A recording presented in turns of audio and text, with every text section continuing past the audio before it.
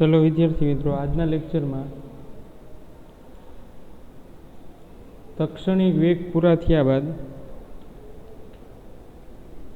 अचल वेग अने समयना आलेखनुं आपणे अर्थघटन करता शीखवानुं छे के कई रीते आपणे एमां क्षेत्रफळ उपरथी वेग अने अचल वेग अने समयनुं मूल्य मेळवी शकीए। तो आ टाइपना एमसीक्यू नीट में होय छे, केटलुं क्षेत्रफळ घेराय छे अने एना द्वारा तमने आइडिया आवे के वेगनुं मूल्य वधे छे, घटे छे, ऋण आवे छे अने आवा एमसीक्यू ग्राफना पण आपणे अगाऊ चर्चा करी छे। पण हवे आजनो जे टॉपिक छे आपणे नीट बेઝ जवा मांगीए छीए के अचल वेग अने समयना आलेखनुं अर्थघटन करता शीखवानुं छे के ग्राफ परथी आपणे शुं सूचवे छे अथवा तो अचल ग्राफ क्यारे होई शके। अने त्यारबाद आपणे चर्चा करवानी छे प्रवेग।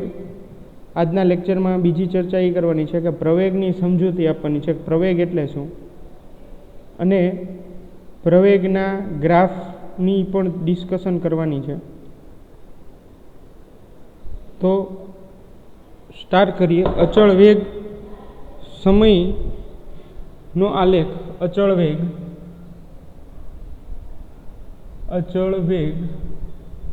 वर्सेस समय ना आलेखनी चर्चा करवानी छे। अचल वेग वर्सेस समय, अचल वेग विरुद्ध समय।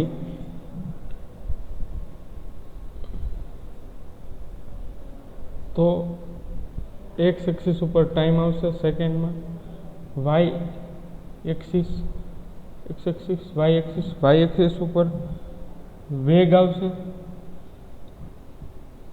मीटर पर सेकेंड में। सपोज के आ कोई बिंदुए वेग यू जेटलो छे, आ वेग ज छे।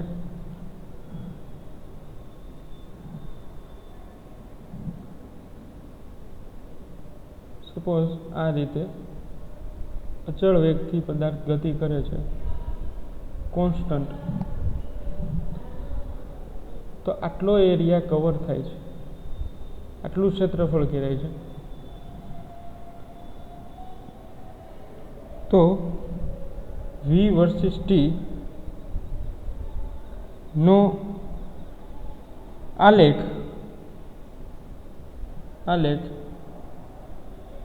समय अक्ष ने सुरेख मळे। याद राखजो, समय अक्ष ने सुरेख मळे એટલે આ રીતે વાત છે। આ સમય અક્ષ એટલે t સેકન્ડ એને સુરેખ મળે, સમય અક્ષને સુરેખ, આ વેગ u। તો આનો મીનિંગ એવો થશે છોકરાઓ કે 5, 10, 15, 20 એવા કોઈ પણ સેકન્ડના સમયગાળા માટે વેગ જે છે એ એક્સ એક્સિસ ઉપર કોન્સ્ટન્ટ છે। સપોઝ કે 10, 20 અને 30। તો 30 મીટર પર સેકન્ડ અચળ વેગ છે એવું કહી શકાય। સમજાય છે વિદ્યાર્થી મિત્રો? તો આ જે સમયની અક્ષ છે એને समांतर मळे छे। केवो मळे छे? समांतर। तो समय बदले छे पण वेगमां कांई बदलाव थतो नथी। तो एवा वेगने आपणे अचल वेग वडे दर्शावी शकाय अने ग्राफमां आ रीते दर्शावी शकाय। आ ग्राफ अचल वेगनो छे। खास याद राखजो विद्यार्थी मित्रों, अचल वेगनो ग्राफ छे। अहींया v वर्सेस t नो ग्राफ आवो मळे छे। ए अचल वेगनो मूल्यांकन करे छे। हवे जो आज ग्राफ ड्रो करेलो होय अने एक्स वर्सेस टी होय, आज ग्राफ ड्रो करेलो होय अने एक्स वर्सेस टी नो ग्राफ होय, तो आ ग्राफ एक्स वर्सेस टी ना माटे आ टाइपनो ग्राफ समयने समांतर एक्स वर्सेस टी नो ग्राफ स्थाननो ग्राफ आपे छे। आपणे पहेला चर्चा करी लीधी छे, स्थाननो ग्राफ आपे छे। पण आ ज टाइपनो ग्राफ एक्स एक्सिस ने पेरेलल समांतर ए એ વી વર્સિસ ટીનો ગ્રાફ હોય તો એ કોન્સ્ટન્ટ વેલોસિટી અચળ વેગ દર્શાવે છે. આ ખાસ યાદ રાખજો.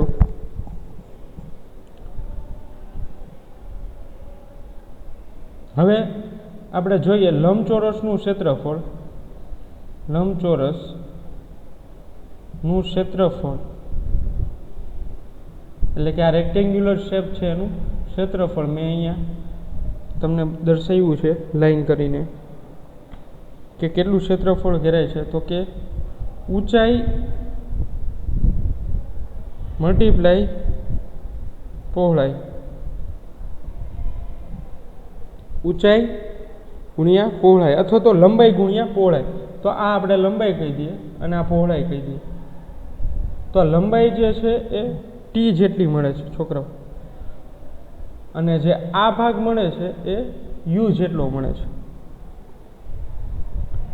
તો કિંમત મૂકી દઈએ. ક્ષેત્રફળ હવે આખું નથી લખતો, એરિયા એટલું લખું છું, યુ ક્રોસ કેપિટલ ટી.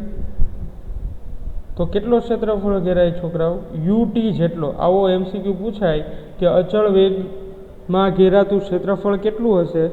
અચળ વેગનો સમય સાથેના આલેખમાં ઘેરાતું ક્ષેત્રફળ કેટલું હશે? તો કે ક્ષેત્રફળ વેગ અને સમયના મૂલ્ય જેટલું મળશે. વેગ અને સમયના મૂલ્ય જેટલું મળે છે.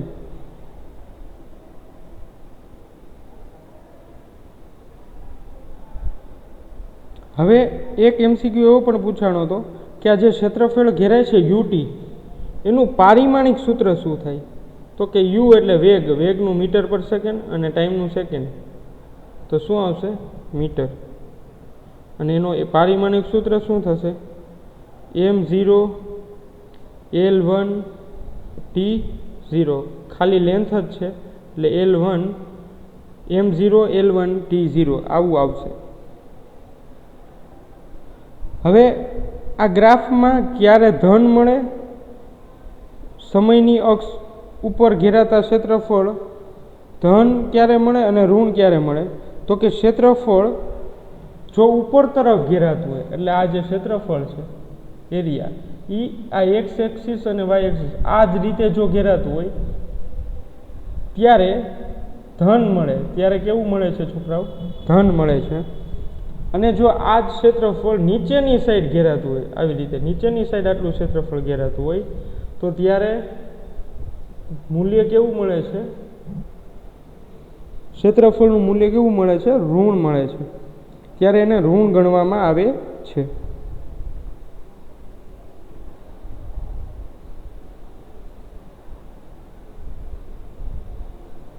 તો આ રીતે સમજાય વિદ્યાર્થી મિત્રો અચળ વેગનો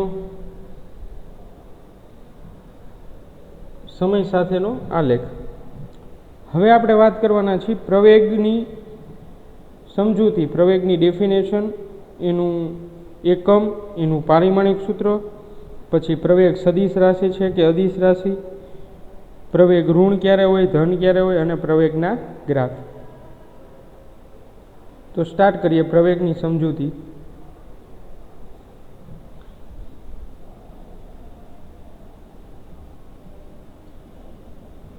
પ્રવેગ વેગમાં થતા ફેરફારના સમય દરને અથવા તો એકમ સમયમાં વેગમાં થતા ફેરફારને પ્રવેગ કહેવામાં આવે છે. તો વિદ્યાર્થી મિત્રો પ્રવેગ કોને કહીશું? તો એની ડેફિનેશન એકમ સમયગાળામાં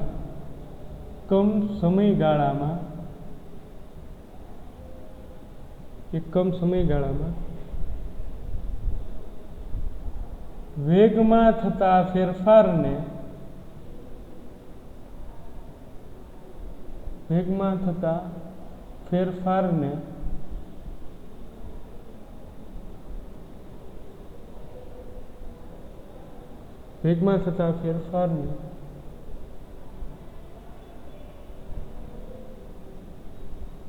પ્રવેગ કહે છે. તો વિદ્યાર્થી મિત્રો આ પ્રવેગની ડેફિનેશન થઈ ગઈ. અથવા તો એમ પણ કહી શકાય કે સુરેખ પથ પર ગતિ કરતા કોઈ કણનો T1 સમયે વેગ V1 છે t1 સમયે વેગ v1 છે અને t2 સમયે તે કણનો અથવા તો તે પદાર્થનો t2 સમયે વેગ v2 છે. t2 સમયે વેગ v2 છે. તો વિદ્યાર્થી મિત્રો ડેલ્ટા ટી બરાબર શું થશે? ડેલ્ટા ટી બરાબર શું થશે?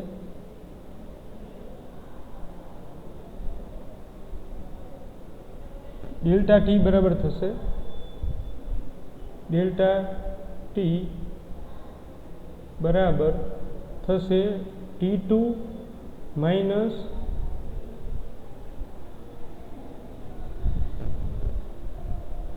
t1 અને ડેલ્ટા વી બરાબર શું થશે? v2 માઇનસ v1, અંતિમ વેગ માઇનસ પ્રારંભિક. તો આપણે જે વ્યાખ્યા લખી છે છોકરાઓ, સરેરાશ વેગ અને સરેરાશ સમય વ્યાખ્યા લખી છે, એના ઉપરથી સરેરાશ પ્રવેગનું સમીકરણ, સરેરાશ પ્રવેગનું સમીકરણ, તો સરેરાશ પ્રવેગ બરાબર આવું લખી શકાય: વેગમાં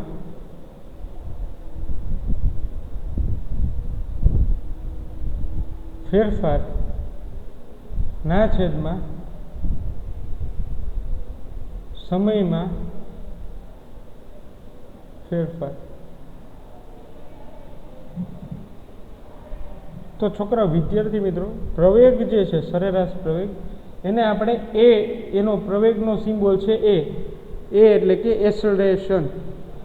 એસલરેશન એ, અને આને એવરેજ કહેવાય. આ જે મેં બ્રેકેટ કર્યા છે એ એવરેજ દર્શાવે છે, અથવા તો તમે ઉપર બાર કરો એ પણ એવરેજ દર્શાવશે. આવી રીતે તો જોઈએ, એ સરેરાશ પ્રવેગ એવરેજ એ ઇક્વલ ટુ v2 ફેરફાર એટલે v2 માઇનસ v1 ના છેદમાં t2 માઇનસ t1. આવી રીતે લખી શકાય: સરેરાશ પ્રવેગ બરાબર v2 માઇનસ v1 ના છેદમાં t2 માઇનસ t1. વિદ્યાર્થી મિત્રો, પ્રવેગ છે એ વેગ પર આધારિત છે. પ્રવેગ એ વેગ પર આધારિત છે. જો વેગ સદિશ રાશિ હોય તો પ્રવેગ પણ કેવી રાશિ થશે? સદિશ રાશિ. એટલે બંને સદિશ રાશિ છે. એટલે એવું લખી શકાય કે પ્રવેગ એ સદિશ રાશિ છે. સદિશ રાશિ છે એવું એમસીક્યુમાં પૂછાય કે વેગની દિશા, પ્રવેગની દિશા કઈ દિશામાં છે? તો કે પ્રવેગની દિશા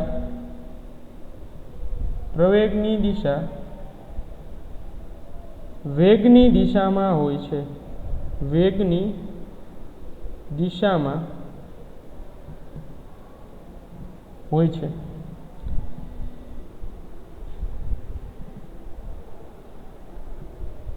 ચલો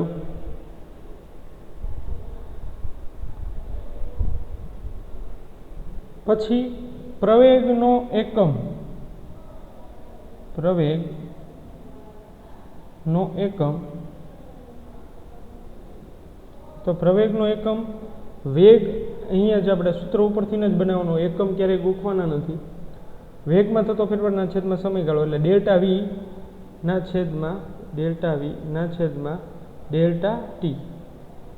તો વેગનો યુનિટ છે મીટર પર સેકન્ડ ના છેદમાં સેકન્ડ. એટલે આમ લખી શકાય મીટર ના છેદમાં સેકન્ડનો 2 ઘાત એટલે સેકન્ડનો સ્ક્વેર. તો પ્રવેગનો એકમ શું થશે? મીટર ના છેદમાં સેકન્ડનો સ્ક્વેર. તો આ થઈ ગયો તમારો વેગનો એકમ, પ્રવેગનો એકમ. જો પ્રવેગ ઋણ હોય, જો પ્રવેગ ઋણ હોય તો એને કયા નામથી ઓળખાય છે? જો પ્રવેગ ઋણ હોય તો એને પ્રતિપ્રવેગ પ્રતિપ્રવેગ તરીકે ઓળખાય છે. જો પ્રવેગનું મૂલ્ય ઋણ હોય તો એને પ્રતિપ્રવેગ તરીકે ઓળખવામાં આવે છે. તો પ્રતિપ્રવેગને ઇંગ્લિશમાં રિટાર્ડેશન પણ કહેવાય છે. રિટાર્ડેશન અથવા તો ડીએસેલેરેશન પણ કહેવાય છે. ડીએસેલેરેશન પણ કહેવાય છે. હવે તત્કાલીન પ્રવેગ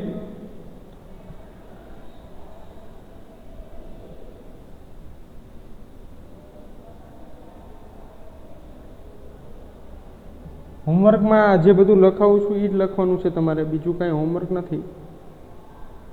તત્કાલીન પ્રવેગ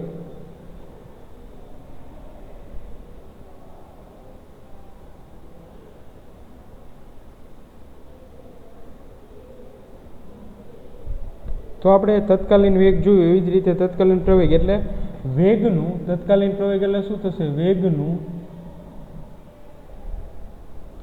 સમયની સાપેક્ષે વેગનું સમયની સાપેક્ષે વેગનું સમયની સાપેક્ષે પ્રથમ વિકલનફળ એટલે વિકલન, વેગની સાપેક્ષે વિકલન.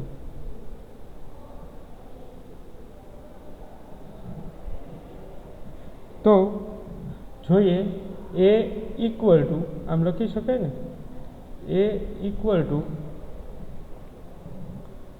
Limit delta t tends to 0 delta v ના છેદમાં ડેલ્ટા ટી. એવરેજ વેલોસિટી તત્કાલીન વેગ માટે આપણે શું જોયું હતું? વી બરાબર limit delta t tends to 0 અને ડેલ્ટા એક્સ ના છેદમાં ડેલ્ટા ટી, આપણે એવું જોયું હતું વિદ્યાર્થી મિત્રો. પણ એ બરાબર પ્રવેગ માટે શું જોશું? Limit delta t tends to 0 delta v by delta t બરાબર આમ લખી શકાય ડીવી ના છેદમાં ડીટી. આવું પણ લખી શકાય છે.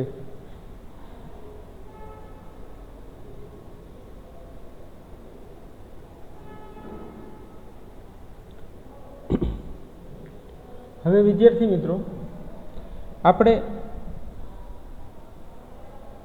એમ પણ કહી શકાય કે જો dv by dx dv by dt ધન હોય તો પ્રવેગ પણ ધન મળે છે. આ બધું નીટ માટે જરૂરી છે. પ્રવેગ ધન મળે છે. વિદ્યાર્થી મિત્રો આ બધું નીટ માટેનો જ અત્યારે એક્સ્ટ્રા વસ્તુ ચાલે છે. આ વસ્તુ ટેક્સ્ટબુકમાં પછી નથી હોતી. ઘણી વસ્તુ તમે ખાસ યાદ રાખજો. આવું બધું પૂછાય, આવી કન્ડિશન, આવા ગ્રાફ નીટમાં આવા જ એમસીક્યુ હોય છે. તમે જોઈ લેજો છેલ્લા 10 વર્ષના. જો dv by dt less than 0 એટલે કે ઋણ હોય, વિકલન પદ ઋણ મળે તો પ્રવેગનું મૂલ્ય કેવું મળે છે છોકરાઓ? ઋણ મળે છે. અને જો ડીવી બાય ડીટી અથવા તો delta v by delta t constant હોય એટલે કે અચળ હોય, એવા કિસ્સામાં અચળનું વિકલન શું થાય છે? 0. તો એવા કિસ્સામાં ડીવી બાય ડીટીનું વેલ્યુ શું મળે છે? 0, શૂન્ય. અને પ્રવેગ પણ શું મળે છે? શૂન્ય. પ્રવેગની વેલ્યુ પણ કેવી મળે છે? શૂન્ય. તો આ નોટ્સ ખાસ યાદ રાખવાની છે વિદ્યાર્થી મિત્રો. Dv by dt greater than 0, dv by dt less than 0, dv by dt constant. ચલો ત્યારબાદ સ્થાનાંતર વેગ અને પ્રવેગ વચ્ચેનો શું સંબંધ છે? સ્થાનાંતર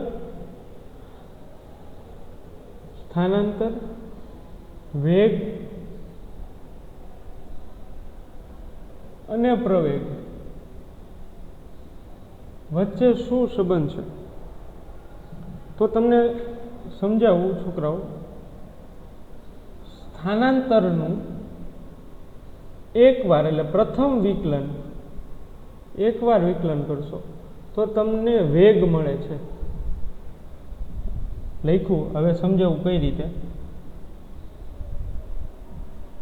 dx એટલે આ સ્થાનાંતર થયું, એનું એકવાર વિકલન એટલે તમને શું મળે છે? વેગ. શું મળે છે? વેગ મળે છે. dx by dt equal two વેગ. હવે સ્થાનાંતરનું તમે દ્વિતીય વિકલન કરશો એટલે સેકન્ડ ટાઈમ ડેરિવેશન કરશો.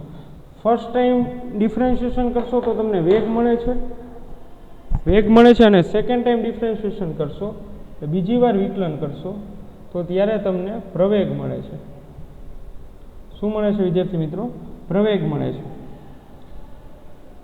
તો એને આવી રીતે લખાય, d² x upon dt² equal to a. ખાસ યાદ રાખજો, d² x upon dt² equal to a.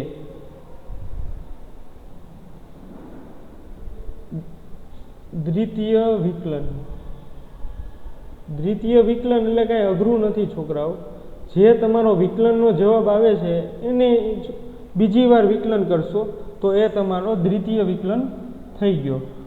દ્વિતીય વિકલન કમ્પ્લીટ થઈ ગયું એવું કહી શકાય. સપોઝ એક્ઝામ્પલ આપું, આને દ્વિતીય વિકલન કહેવાય, d² y by dt², પછી d² x by dt². તો આનો મિનિંગ એવો થશે કે કોઈ x અથવા તો y ફંક્શન, y અથવા તો x ફંક્શનનું તમે બે વાર સમય સાપેક્ષે વિકલન કરો છો. એક એક્ઝામ્પલ આપું એટલે તમને આઈડિયા આવે. સપોઝ કોઈ એક ફંક્શન છે x of t equal to 3t³ minus 5t² plus 2. આ કોઈ સ્થાનાંતર છે અને આ સ્થાનાંતરનું તમારે પ્રવેગ મેળવવાનો છે. આ સ્થાનાંતર છે ને પ્રવેગ મેળવવાનો છે, અને જ્યાં t ઇક્વલ ટુ 3 સેકન્ડ છે.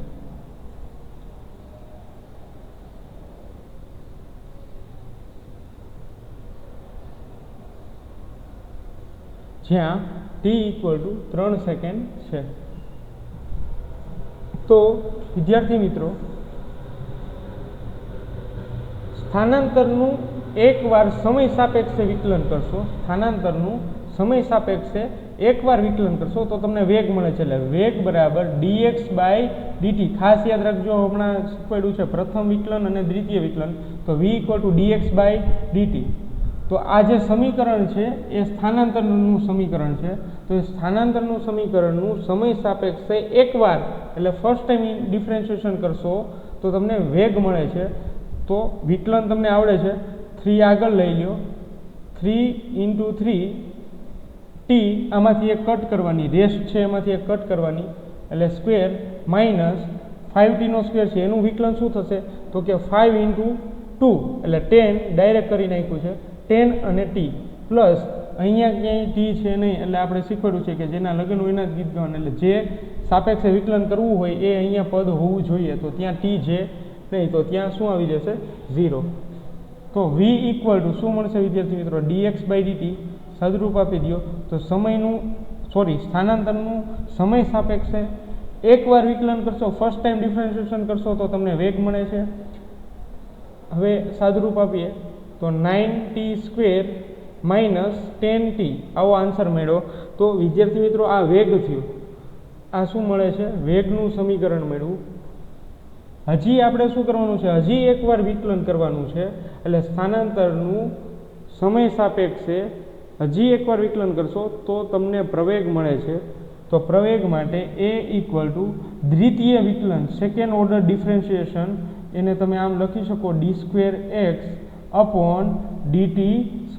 એટલે કોઈ x વિધેય છે એનું હજી તમારે એકવાર વિકલન કરવાનું છે. અથવા તો આમ પણ લખી શકો dv by dt આ બંને વસ્તુ સાચી છે a equal to d square x into dt square equal to dv બાય dt ઇક્વલ ટુ હવે dv બાય dt વેગનું સમીકરણ છે તમારી પાસે 9t સ્ક્વેર માઇનસ 10t હવે વેગનું તમારે સમય સાપેક્ષે વિકલન કરવાનું છે એટલે સમય સાપેક્ષે વિકલન કરો એટલે 9 દુ ને થશે 18 ઘાત 9 દુ 18 ઇન્ટુ t અને 2 માઇનસ 1 એટલે 1 એટલે 18t માઇનસ 10t નું શું થશે ખાલી 10 t નું 1 થઈ જશે તો પ્રવેગનું સમીકરણ તમને વિદ્યાર્થી મિત્રો શું મળે છે 18t માઇનસ 10 આનો આન્સર આવશે મીટર પર સેકન્ડ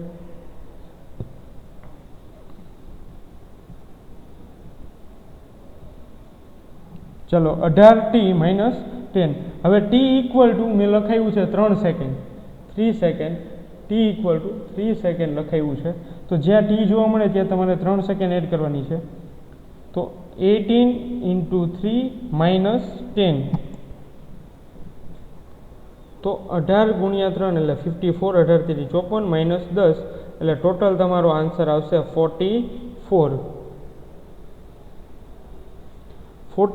મીટર પર સેકન્ડ સ્ક્વેર યુનિટ લખવાનું ભૂલવાનું નથી તો પ્રવેગનો આન્સર તમને શું આવ્યો a ઇક્વલ ટુ 44 મીટર પર સેકન્ડ સ્ક્વેર તો આ તમારો પ્રવેગ મળે વિદ્યાર્થી મિત્રો આ રીતે આપણે સ્થાનાંતરનું સમય સાપેક્ષે એકવાર વિકલન કરશો તો વેગ મળે છે સેકન્ડ ટાઈમ ડિફરન્શિએશન કરો છો તો પ્રવેગ મળે છે આ MCQ નીટમાં પૂછાઈ ગયો છે ટૂંકમાં આ ટાઈપનો MCQ નીટમાં પૂછાઈ ગયો છે કે સ્થાનાંતર આપેલું છે કોઈ સેકન્ડ આપેલી છે પર્ટિક્યુલર 3 સેકન્ડ 4 સેકન્ડ માટે અને એનું તમે સેકન્ડ ઓર્ડર ડિફરન્શિએશન કરશો એટલે પ્રવેગ મળે અને આ રીતે તમે